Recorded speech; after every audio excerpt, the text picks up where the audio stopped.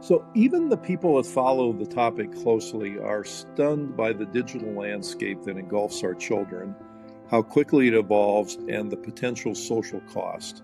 Two people in a unique position to explain all this are our guests today, Jeffrey Chester and Kathryn Montgomery, both from the Center for Digital Democracy.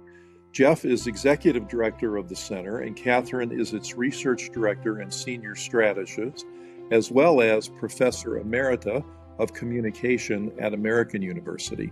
Jeff and Kathryn have been pioneers in this work and have been uniquely strong voices for protecting children. Before I begin, by the way, this is the Leading Voices in Food podcast series. I'm Kelly Brownell from Duke University. I was so excited about talking to you two, I forgot to say that stuff. So let me congratulate the two of you for being way ahead of your time. I mean, the two of you, through your research and your advocacy and your organizational work, you were onto these things way before most people were. So I'm really happy that you're joining us today. So welcome to our podcast. Thank you. Thank you, Kelly. Kathryn, let me begin with you. So why be concerned about this digital landscape? Well, certainly, if we're talking about children and youth, we have to pay attention to the world they live in. And it's a digital world, as I think any parent knows and everybody knows. In fact, for all of us, we're living in a digital world. So young people are living their lives online. They're using mobile phones and mobile devices all the time. They're doing online video streaming. They form their communications with their peers online. Their entire lives are completely integrated into this digital media landscape, and we must understand it. Certainly, the food and beverage industry understands it very well, and they have figured out enormously powerful ways to reach and engage young people through these digital media. The extent of the kids' connection to this is really remarkable. I just finished a few minutes ago recording a podcast with two people involved with the Children and Screens organization. Mm-hmm. And Chris Perry, who's the executive director of that organization, and Dimitri Christakis, who was with us as well, were saying that kids sometimes check their digital media 300 times a day. I mean, just unbelievable how much of this there is. So there's a ton of it. There's a lot of reasons to be concerned. Let's turn our attention to how bad it is, what companies are doing, and what might be done about it. So, Jeff, tell us, if you would, about the work of the Center for Digital Democracy. Well, for more than a quarter of a century, we have tracked the digital marketplace. As you said at the top, we understood in the early 1990s that the internet, broadband, what's become today's digital environment, was going to be the dominant communications system, and it required public interest rules and policies and safeguards. So as a result, one of the things that our center does is we look at the entire digital landscape as best as we can, especially what the ultra-processed food companies are doing, but including Google and Meta and Amazon and Gen AI companies. We are tracking what they're doing, how they're creating the advertising, what their data strategies are, what their political activities are in the United States and in many other places in the world, because the only way we're going to hold them accountable is if we know what they're doing and what they intend to do. And just to quickly follow up, Kelly, the marketers call today's global generation of young people Generation Alpha, meaning that they are the first generation to be born into this complete digital landscape environment that we have created. And they have developed a host of strategies to target children at the earliest ages to take advantage of the fact that they're growing up digital. Boy, pretty amazing. Generation Alpha. So, Kathryn, I have kind of a niche question I'd like to ask you because it pertains to my own career as well. So you spent many years as an academic studying and writing about these issues, but also you were a strong advocacy voice. How did you go about balancing the research and the objectivity of an academic with advocacy you were doing? I think it really is rooted in my fundamental set of values about what it means to be an academic. And I feel very strongly and believe very strongly that all of us have a moral and ethical responsibility to the public, that the work we do should really, as I always have told my students, try to make the world a better place. It may seem idealistic, but I think it is what our responsibility is. And I've certainly been influenced in my own education by public scholars over the years who have played that very, very important role. It couldn't be more important today than it has been Mhm. over the years. And I think, particularly if you're talking about public health, I don't think you can be neutral. You can have systematic ways of assessing the impact of food marketing, in this case, on young people. But I don't think you can be totally objective and neutral about the need to improve the public health of our citizens, and particularly the public health of our young people. Okay, well, I agree totally with that. Jeff, let's talk about the concept of targeted marketing. We hear that term a lot, and in the context of food, people talk about marketing aimed at children as one form of targeting, or toward children of color or people of color in general. But that's, in a way, technological child's play. I understand from you that there's much more precise targeting than a big demographic group like that would. Tell us more. Well, I mean, certainly the ultra processed food companies, are on the cutting edge of using all the latest tools to target individuals in a highly personalized way. And I think if I have one message to share with, your listeners and viewers is that if we don't act soon, we're going to make an already vulnerable group even more exposed to this kind of direct, targeted, and personalized marketing because with artificial intelligence, allows the food and beverage companies and their advertising agencies and platform partners to do is to really understand who we are, what we do, where we are, how we react, behave, think, and then target us accordingly, using all those elements in a system that can create this kind of advertising and marketing in minutes, if not eventually milliseconds. So all of marketing, in essence, will be targeted because they know so much about us. You have an endless chain of relationships between companies like Meta, companies like Kellogg's, the advertising agencies, the data brokers, the marketing clouds, etc. So young people especially and communities of color and other vulnerable groups have never been more exposed to this kind of invasive, pervasive advertising. So tell us how targeted it can be. I mean, let's take a 11-year-old girl who lives in Wichita and a 13-year-old boy who lives in Denver. How much do the companies know about those two people as individuals, and how does the targeting get marketed to them? Not because they belong to a big demographic group, but because of them in particular.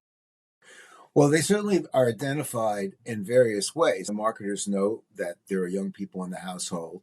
They know that there are young people, parts of families who have various media behaviors. They're watching these kinds of television shows, especially through streaming, or listening to the music or on social media. So those profiles are put together. And even when the companies say they don't exactly know who the child is or are not collecting information from someone under 13 because of the privacy law that we helped get enacted, they know where they are and how to reach them. So what you've had is an unlimited amass of data power developed by the food and beverage companies in the United States over the last 25 years, because really very little has been put in their way to stop them from what they do and plan to do.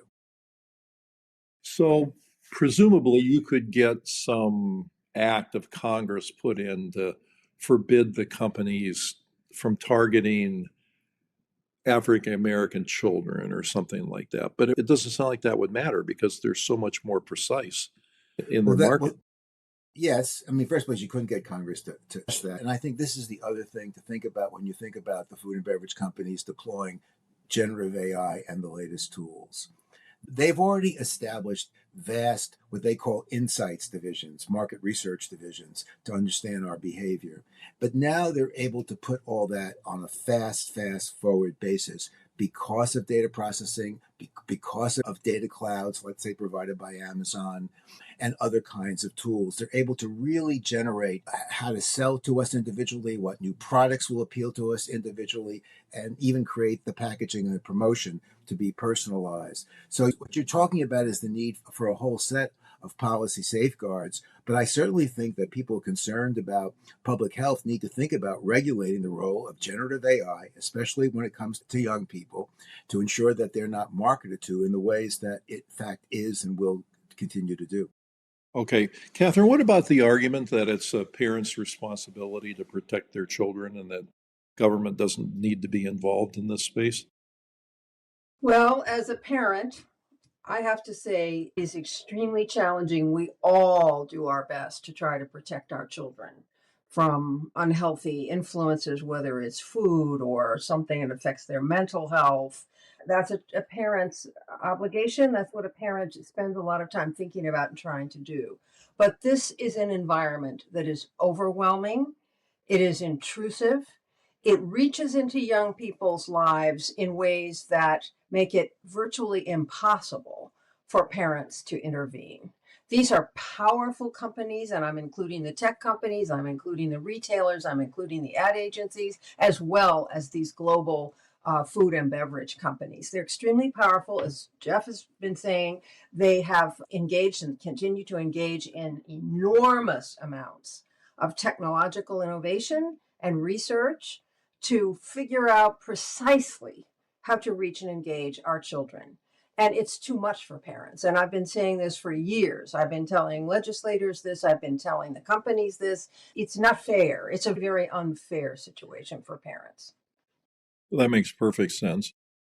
So, Jeff, your center produces some very helpful and impressive reports. And an example of that is work you've done on the vast surveillance of television viewers. Tell us more about that, if you would. Well, you have to keep up with this, Kelly. I mean, I think, responding to your last question, look, here's what I think. Okay.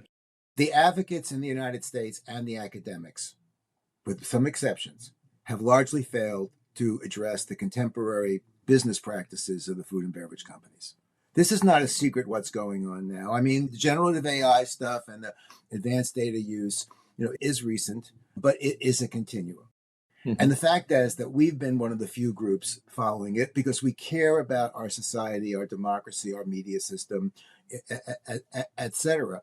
But so much more could be done here to track what the companies are doing, to identify the problematic practices, to think about counter strategies, to try to bring change.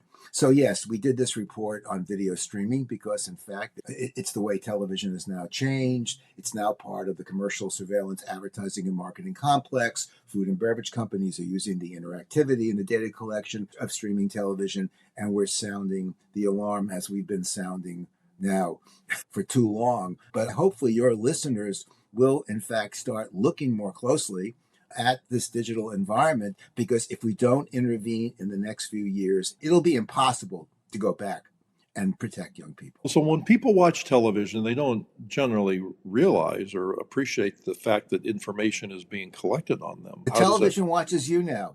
The television is watching you now. The streaming companies are watching you now. The device that brings you streaming television is watching you now. It's collecting all kinds of data. The streaming device can deliver personalized ads to you. They'll be soon selling you products in real time, and they're sharing that data with companies like Meta, Facebook, your local retailers like Albertsons, Kroger, et cetera. It's one big, huge digital data marketing machine that has been created, and the industry has been successful in blocking legislation, except for the one law we were able to get through in 1998. And now under the Trump administration, they have free reign to do whatever they want. So it's going to be an uphill battle. But I do think the companies are in a precarious position politically if we could get more people focused on what they're doing. All right, we'll come back to that. My guess is that very few people realize the kind of thing that you just talked about, that so much information is being collected on them while they're watching television. So the fact that you and your center are out there making people more aware, I think, is likely to be very helpful. Well, I appreciate that, Kev, but I have to say, and I don't want to denigrate our work, but I just follow the trades. So to speak, you know what I'm saying? There's so much evidence. If you care about the media, and if you care about advertising and marketing, or if you care, just let's say about Coca-Cola or Pepsi or Mondelez, you can't miss all this stuff. It's all there every day. It's And interesting. the problem is that there has not been the focus. I blame the funders in part. There's not been the focus on this marketplace in its contemporary dimensions. So I'd like to ask you both about the legislative landscape and whether there are laws protecting people, especially children, from this marketing. And Kathy, both you and Jeff were heavily involved in advocacy for a landmark piece of legislation that Jeff referred to from 1998, the Children's Online Privacy Protection Act. So what did this act involve? And now that we're some years in, how has it worked? Well, I always say I've been studying advertising in the digital media before people even knew there was going to be advertising in digital media, because we're really talking about the earliest days of the internet when it was being commercialized. But there was a public perception promoted by the government and the industry and a lot of other institutions and individuals that this was going to be a whole new democratic system of technology, and that basically it would solve all of our problems in terms of access to information, in terms of education. It would open up worlds to young people. In many ways, it has. But they didn't talk really that much about advertising. But Jeff and I, working together at the Center for Media Education, were already tracking what was going on in that marketplace in the mid 1990s, when it was very, very new, at which point children were already a prime target. They were digital kids. They were considered highly lucrative. Cyber tots was one of the words that was used by the industry. What we believed was that we needed to get some public debate and some legislation in place, some kinds of rules to guide the development of this new commercialized media system. And so we launched a campaign that ultimately resulted in the passage of the Children's Online Privacy Protection Act. Now, it only governs commercial media, online, digital media that targets children under the age of 13, which was the most vulnerable demographic group of young people. We believe protections are really, really very important for teenagers. There's a lot of evidence for that now, much more research actually, that's showing their vulnerabilities.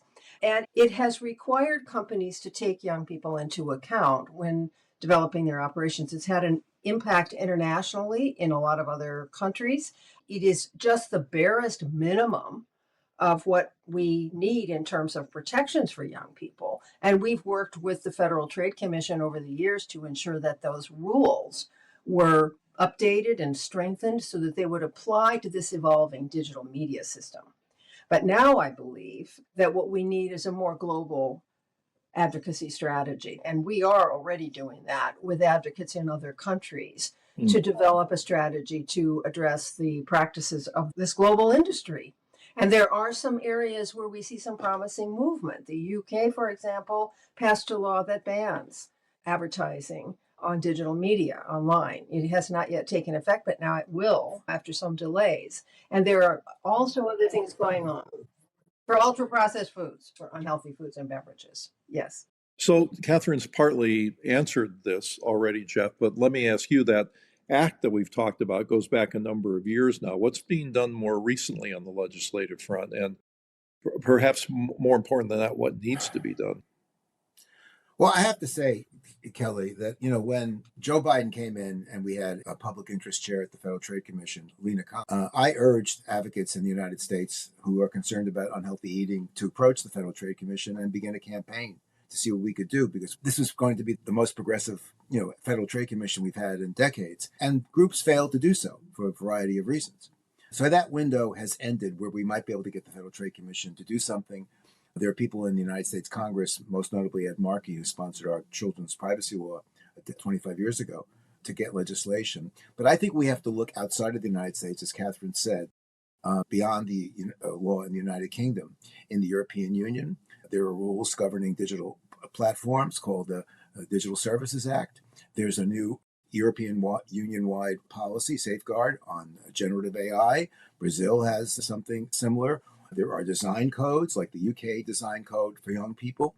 So what we need to do is to put together a package of strategies at the federal and perhaps even state level, and there's been some activity at the state level. The industry's been opposed to that and gone to court to fight any rules protecting young people online. But create a kind of a cutting edge set of practices that then could be implemented here in the United States as part of a campaign. But there are models. And how do the political parties break down on these issues? I was going to say they break down. The industry is so powerful still. You have bipartisan support for regulating social media when it comes to young people because there have been so many incidences of suicide and stalking and other kinds of emotional and psychological harms to young people. So you have a lot of Republicans who have joined with Democrats in Congress wanting to pass legislation. And there's some bipartisan support to expand the privacy rules and even to regulate online advertising for teens in our Congress. But it's been stymied in part because the industry has such an effective lobbying operation. And I have to say that in the United States, the community of advocates and their supporters who would want to see such legislation are marginalized. They're underfunded, they're not organized, they don't have the research. So it's a problem. Now, all these things can be addressed, and we should try to address them. But right now, it's unlikely anything will pass in the next few months, certainly. Well, can I just add something? Because I think what's important now in this really difficult period is to begin building a broader set of stakeholders in a coalition. And as I said, I think it does need to be global. But I want to talk about also on the research front, there's been a lot of really important research on digital food marketing, on marketing of unhealthy foods and beverages to young people in a number of different countries, in the UK, in Australia, and other places around the world. And these scholars have been working together, and a lot of them are working with scholars here in the US, where we've seen an increase in that kind of research. And then advocates need to work together as well to build a movement. It could be a resurgence that begins outside of our country, but it comes back in at the appropriate time when we're able to garner the kind of support from our policymakers that we need to make something happen.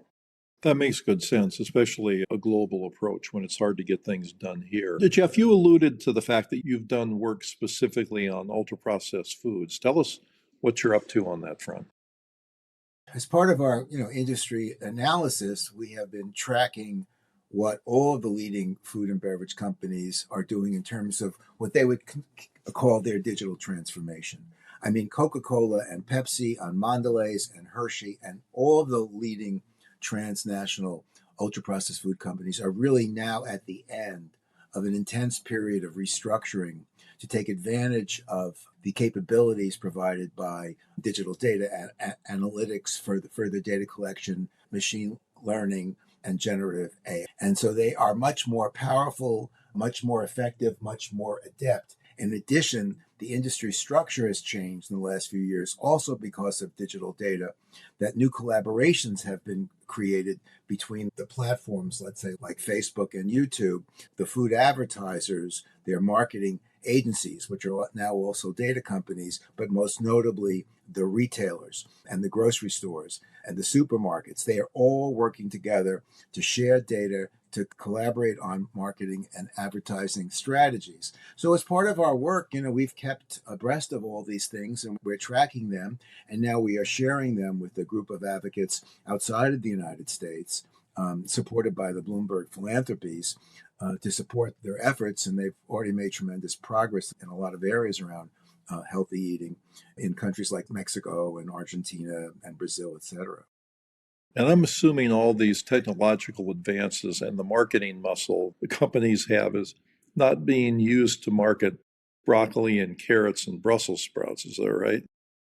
The large companies are aware about, changing attitudes and the need for healthy foods. One quick takeaway I have is this, that because the large ultra-processed food companies understand that there are political pressures promoting healthier eating in North America and in Europe, they are focused on expanding their unhealthy eating portfolio in new regions, specifically Asia Pacific, Africa, and Latin America. And China is a big market for all this. So this is why it has to be a global approach here, Kelly. First place, these are transnational corporations. They are creating their marketing strategies at the global level and then transmitting them down to be tailored at the national or regional level. So they're coming up with a single set of strategies that will affect every country and every child in those countries. So we need to keep track of that and figure out ways to go after that. And there are global tools we might be able to use to try to protect young people.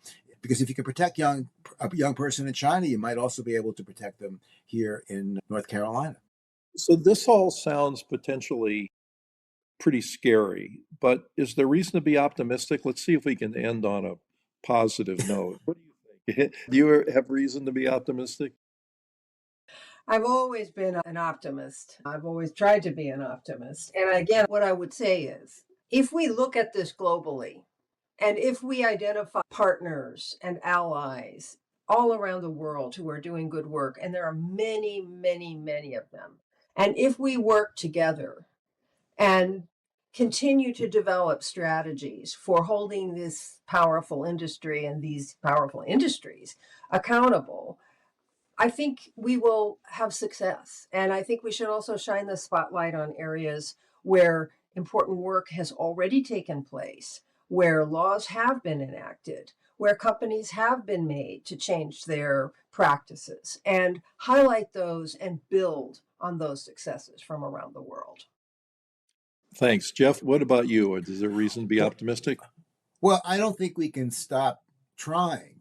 Although we're at a particularly difficult moment here, in our country and worldwide, because unless we try to intervene, the largest corporations who are working and will work closely with our government and other government will be able to impact our lives in so many ways through their ability to collect data and to use that data to target us and to change our behaviors. You can change our health behaviors. You can try to change our political behaviors. What the ultra-processed food companies are now able to do, every company is able to do, and governments are able to do. We have to expose what they're doing, and we have to challenge what they're doing so we can try to leave our kids a better world. It makes sense. Do you see that the general public is more aware of these issues, and is there reason to be optimistic on that front, that awareness might lead to pressure on politicians to change things? Under the Biden administration, the Federal Trade Commission identified how digital advertising and marketing works, and it made it popular among many, many more people than previously, and that's called commercial surveillance advertising, the idea that data is collected about you and is used to advertise and market to you. And today there are thousands of people, and certainly many more advocacy groups, concerned about commercial surveillance advertising than there were prior to 2020. And all over the world, as Kathryn said, in countries like in Brazil and South Africa and Mexico, advocates are calling attention to all these techniques and practices. So more and more people are being aware. And then, we need obviously leaders like you, Kelly, who can reach out to other scholars and get us together, working together in some kind of larger collaborative to ensure that these techniques and capabilities are exposed to the public and we hold them accountable. Well, I want to thank you both. As I said earlier, you've been doing pioneering work for such a long time and still are. So congratulations for what you've accomplished, and I look forward to lots more impact. So thanks very much for joining us. Thank you. Thank you so much. Same here. Thanks for all you your great and your work. Absolutely. Oh, thanks. I appreciate that. So our guests today have been Jeffrey Chester and Kathryn Montgomery from the Center for Digital Democracy. And thank you for listening, and thanks to Deborah Hill for her great work in producing this series.